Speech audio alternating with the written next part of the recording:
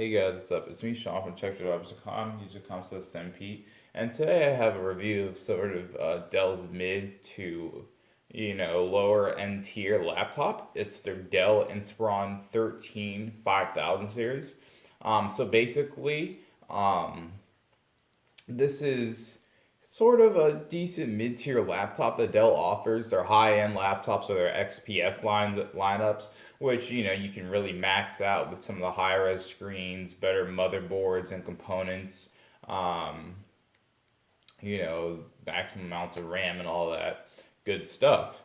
However, the Inspiron lineup is actually a pretty good lineup of laptops at a relatively cost-effective price compared to some of like the XPS offerings, which can net you upwards over a grand, upwards in MacBook price categories. So, with further ado, this is the Inspiron 13 5000 series. And basically, I'll just give you guys a quick overview of it, how I'm liking it so far. I've had it for, I believe, a little bit a little bit over a week now. And basically, I've seen some reviews, some feedback over on the internet and stuff like that. So I just wanted to give you guys kind of an overview of my impressions on it. So we'll start off with the build on it.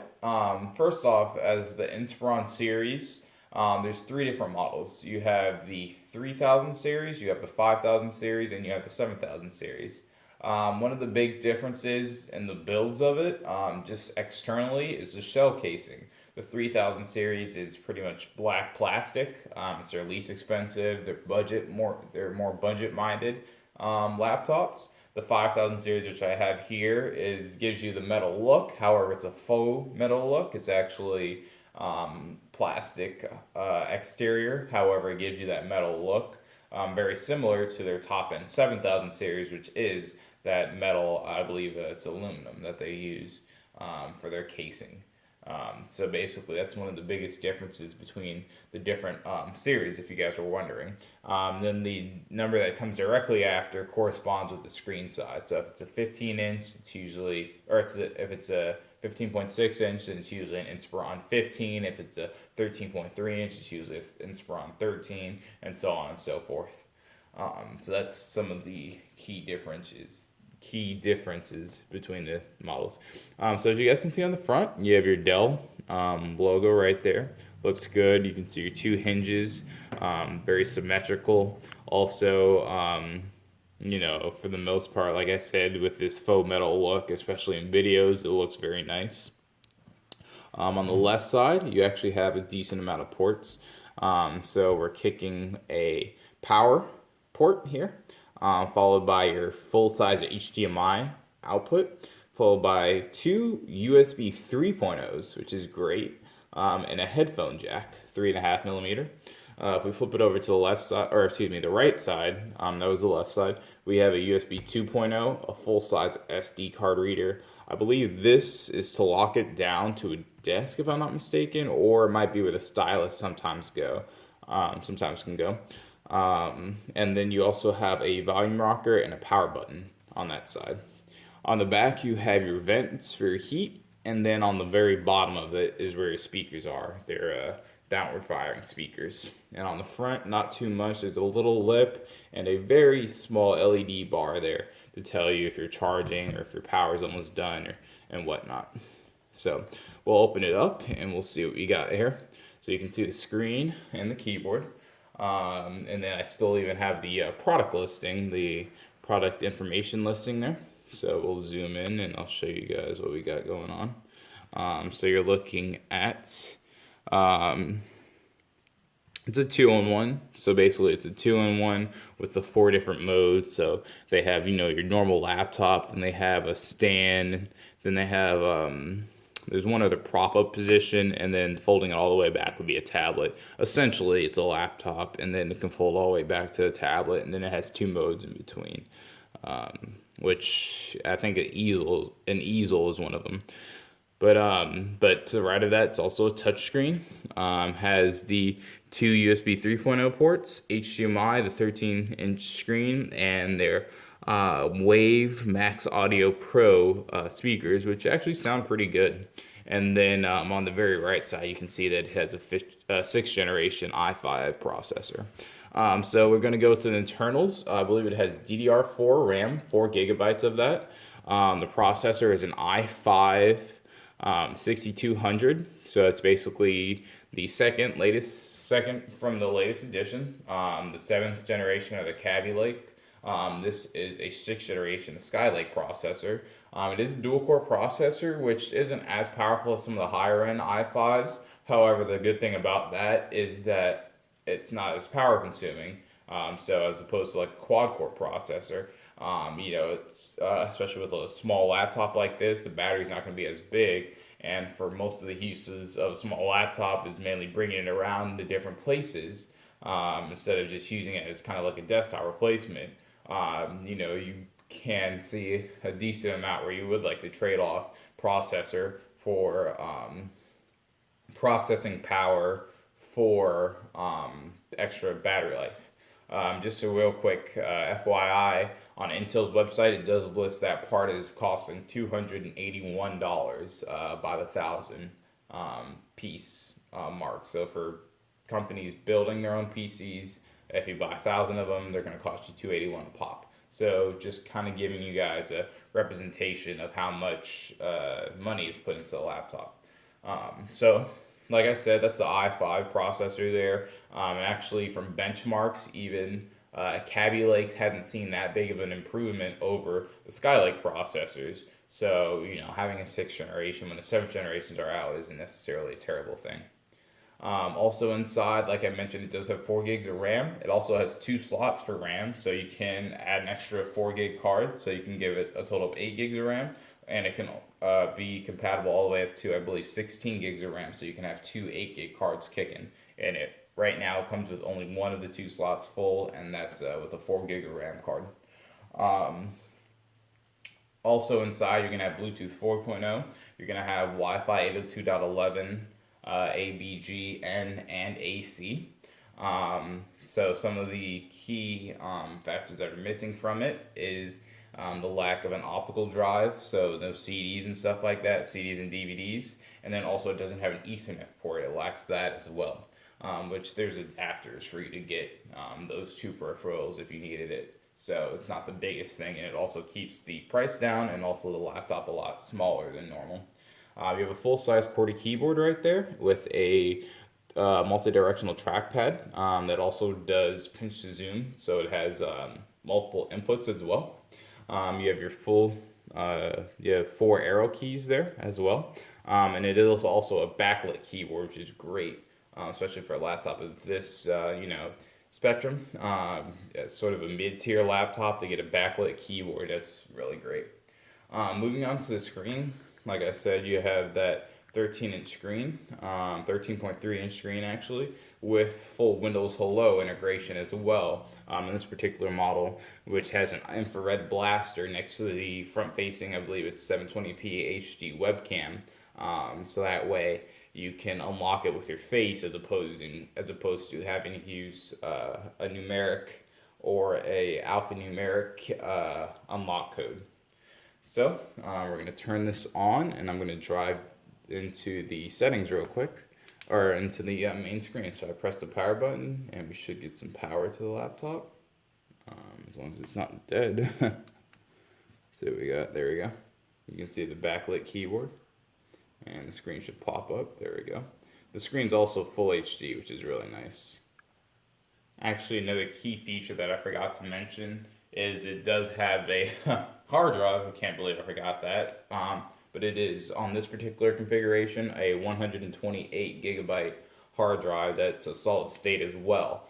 So it's going to give you much faster performance, and even the top performing hard disk drives that I believe the comparable model of this with a hard disk drive only runs at which I'd say only for a laptop is pretty good, runs at 5400 RPM. But still, this is a solid state drive, so it's going to be a lot less prone to failure because of the lack of moving parts, and it's also going to be quite a bit quicker just turning on the laptop, getting into different applications and stuff like that.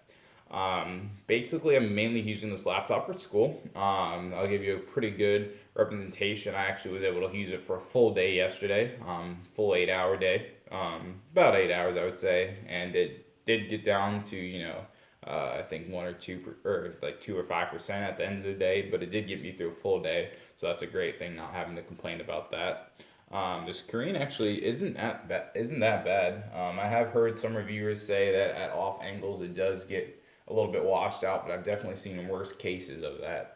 And like I mentioned, it is a full capacitive touchscreen as well, so it does take touch input, which is great. And there are some models that come with a special digitizer that will allow you to take active pen stylus inputs as well.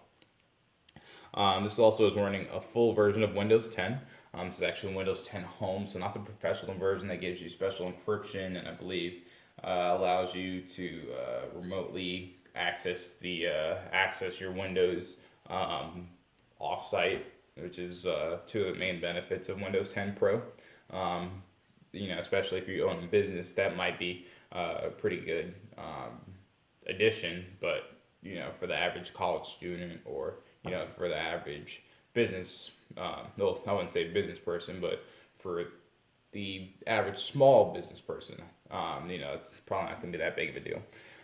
So we'll drill into the start menu so you can get to your applications. You can see what's going on. I installed Windows, pretty bare bones. I installed Windows Microsoft Office, I should say. 2016 on here is pretty much the main thing, and then I installed a little bit of antivirus. The default screen brightness is 40%, so you can see right here it's a little bit inaccurate. It's showing that I only have an hour and a half, but that's pretty inaccurate. It is saying that I do have 71%, and my screen brightness is at 40%. From me, just day to day moving around, it's been really fast. The only thing that I would say is limiting it a bit, and I haven't really came across it too much, is that it only has 4 gigs of RAM. But like I mentioned, it does have a second slot, so literally adding more RAM is as simple as just sliding in another card of RAM. You don't even have to replace the one that's currently in there, and that'll give you essentially double the RAM that it comes with out of the box at least. So that's great. And from what I've seen, the teardown is really easy, just going on the back and screwing the 8 screws on the back, taking off the back plate, and then you have access to slide in an extra RAM card right in there. And then you're good, up and running. And I believe you can get two 4 gig cards for around 50-ish bucks on like Amazon or something like that. So if you guys were thinking about doing something like that, that definitely is possible. Um, like I said, battery life's been really good so far. The ports have been really quick. It does have 128 gigs solid state drive inside. And I have noticed that it has been a little bit slow from time to time, which isn't the greatest. Or excuse me, it does come out of the box pretty full. So you're already, I believe you're down either 20 or 40 gigs out of the box. So one thing I did pick up was a 1 terabyte Western Digital Passport hard drive, which can also make a clone of the information that I have on here as well and automatically back up whenever it's connected. I'll do a review of that sometime soon. That plugs right into one of your two USB 3.0 ports, and you're good to go. I connected this to my wireless printer as well on my Wi-Fi network, so that's great. The biggest complaints that I could say that I've had with it is the keyboard doesn't offer the greatest response. Also, I have noticed that when I'm typing, a lot of times the space bar, you guys can't really see that. Let me scoot it up. The space bar does get a little bit stuck sometimes, and after hitting it for a while, it'll free it back up. But it is a bit of an annoyance when you're typing, a long document between each word, you're spacing, so you're hitting the space bar quite a bit. Essentially after every word, especially when you're typing documents. So it doesn't offer the greatest feel, especially compared to, just the normal keys. So that's not the greatest. So that's one of the bigger complaints I've seen. Also, when I went to check it out, the actual store model had a letter missing on its keyboard. So that does bring up a few questions about durability on the actual keyboard itself, which isn't the greatest. Also on the side of the keyboard, I believe it has two different backlit backlight mode, so you have two different brightness adjustment settings as well as off. So that is also nice.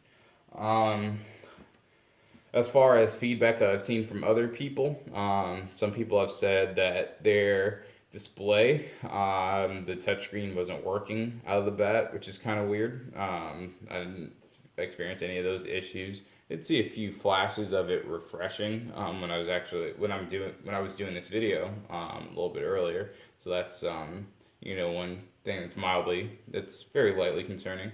One thing that I did have an issue on very early in the process of using the laptop, I believe 1 or 2 days in, is actually my audio came out really, really, really quiet. Like it was to a whisper when it was all the way at 100%, which is weird because some people have noted that and that it was that way out of the box, so that's why they returned it. But I figured, when it came out of the box, the speakers were fine, so I figured I'd do a little bit more digging into it to see if I could figure out the issue.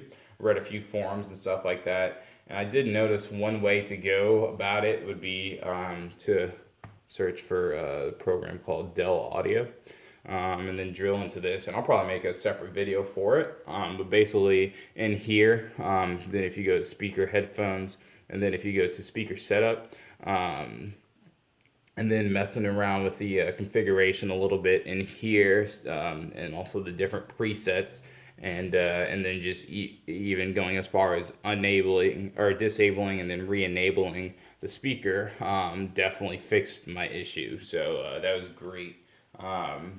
Being able to figure that out and get it all resolved, because as is, the speakers back when I was having those issues were terrible, honestly. You really couldn't hear it. You had to strain to hear it. So that definitely would have been a turning off point from the laptop. But like I said, just messing around in the settings was definitely able to find a resolution to that. So overall, there's been a few updates that Dell's pushed when I first turned it on. Windows 10 upgrade that took probably about 10 minutes to actually install and reboot, maybe 15, so that wasn't bad. Set up to 90, but it didn't take that long. But other than that, I'm thoroughly pleased. The display's great, the backlight's great. For the stuff that I've been doing, basic web searching and getting around Word documents and stuff like that. Everything's been, relatively zippy. Wireless printing worked fine when I had to do it. Everything's just been working fine. Like I said, when the speakers are working, they're working great. Definitely having an 802.11 AC chip is great. So, it keeps everything pretty quick when it comes down to moving around in the operating system. And also Windows Hello, the biggest thing that I've seen is outside, it's not the best. It has a little bit of a struggle recognizing the face. Surprisingly, it works great with the infrared blaster at night. I mean, it could be pitch black, and because of that infrared blaster, it'll be able to sense your face. And that's actually how I initially set it up, was in very dark conditions. So, it works great at night, but surprisingly, when there's an abundance of light is when it actually struggles. And I think that that's just a component of Windows Hello in general, not just on this specific unit. Basically, Windows Hello, even on my friend's, who I believe he has a i7 256 gigabyte SSD, Surface Pro 4, that has Windows Hello, made by Microsoft, the hardware and software. So you would assume that if any device would have the best Windows Hello features, and even that struggled as well as my laptop in the sun. So I think definitely it's a limitation of Windows Hello at this point, not of this specific laptop. So everything's been great so far. I haven't really seen, everything's just been up to my expectations. Just been working great. The biggest thing, like I said, just having to troubleshoot those quick audio issues, and then also having to check out the keyboard. Having to troubleshoot those audio issues, and then that space bar would be the biggest issue on the keyboard. But other than those two issues, everything's been great, and I'm pretty happy so far. So, anyways, guys, it's me, Sean from TechDevelopers.com. It comes to Send Pete. This is kind of like a quick, longer, I guess now, overview of the Dell Inspiron 13 5000 series. Hope you guys liked it. If you guys have any comments, leave it please in the comments below the video, and I'll definitely be up there to answer any of your questions about anything. Like I said, stay tuned for those two videos about my Western Digital my passport hard drive overview, and then also the fix that I have, the solution that I came up with to getting my speakers working again. So if some of you guys are having that issue, definitely stay tuned to that video, or even drop in the comments if you need me to do it at a more expedited time frame, and I'll definitely put that out there for you guys, so that way hopefully I'll be able to resolve those issues for you guys. Real quick, the only other thing that I did notice is that it is a bit hefty, which would be great if it was metal, because it's not. You would expect it to be a little bit lighter, especially for a 13-inch size. But I mean, really at this size, you can't complain. I don't find myself complaining too much, just because it's smaller than the 15.6, which is kind of like a normal-ish size, especially for more value laptops. So size is great, like the physical dimensions of it. It's a little bit beefier than I would hope, especially like the XPSs are lighter and also thinner. But other than that, I mean, definitely, I'd say if you can get this for, and I think it retail is about 600-ish. If you can get it for sub that, I think there's even some pretty good deals on, I believe, slickdeals.com. If you can get it for on a deal like that, I definitely would recommend. I heard that there are some lemons out there, so beware. Also, their limited warranty is for 15 months, essentially, when it gets shipped to the store. That starts its period, so you might not even be able to get up to your 12-month warranty, so that's another thing to be wary of. But other than that, I mean, it's just been my specific unit, for the most part, has been really good, and I definitely would recommend it. So, anyways, guys, hope you guys enjoyed. My name is Sean, and this is TechDevelopers.com.